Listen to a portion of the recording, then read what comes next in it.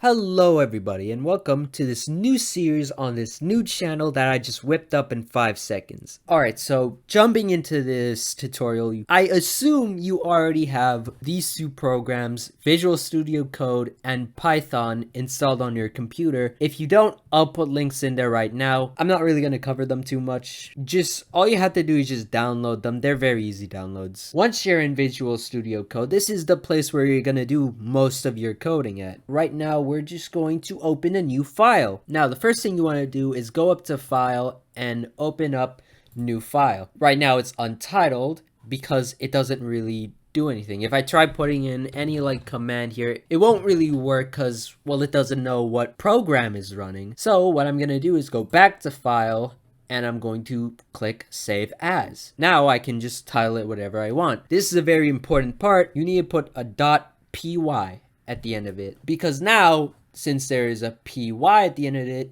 short for Python, Visual Studio Code now knows that it is running Python, and now your stuff should work. See how it's a different color? Now, the very first thing someone does when learning a new coding language is to try and get the program to say something. So how do we do that? Well, it's actually really easy. All you have to do is type in the words print.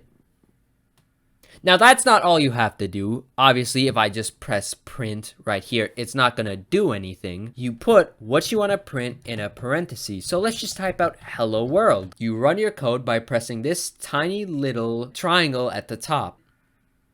Oh wait, what just happened? Didn't we put hello world here? We put hello world. Why isn't it printing it? Well, that's because whenever we're printing something, whenever we're making something say something, we need to put what we want to say in quotation marks. So now that we have quotations around, it should work right now.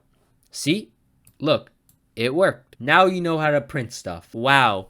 Let's give a round of applause to you. You finally learned how to do something productive with your life. Now let's type out something relatively long. Let's type out the new iPhone 14 is the exact same as the iPhone 13. I mean, it's just facts. But what if I want to format things differently? Python has a little feature, which I have no idea what the name is. I'm just literally going off my memory at this point. You can basically do two things. You can create a tab, or it can make stuff go on to the next line. Okay, so how do we do this? These commands are \t and \n. Now, right here, it's not going to do anything. I think it's probably going to pull up an error because it's not in the quotation marks. We don't want that. So let's just put that in our quotations. As you can see, it's a different color than the actual words in the quotations, meaning that it will probably do what it wants. And it's not the same color as it was here. Let's just put out it can play Fortnite, though. As you can see, once I play it, it creates a tab where I put it. Now, if I replace the T with an N instead of creating a tab, it will instead go on to the next line. And yeah, that's pretty much all I have. That's very much the basic thing someone does when they first learn a programming language. I will be making more episodes on this later. I don't know when they'll come out because I'm very lazy, but hey, they'll eventually come out. Anyway, that's all I gotta say. See ya.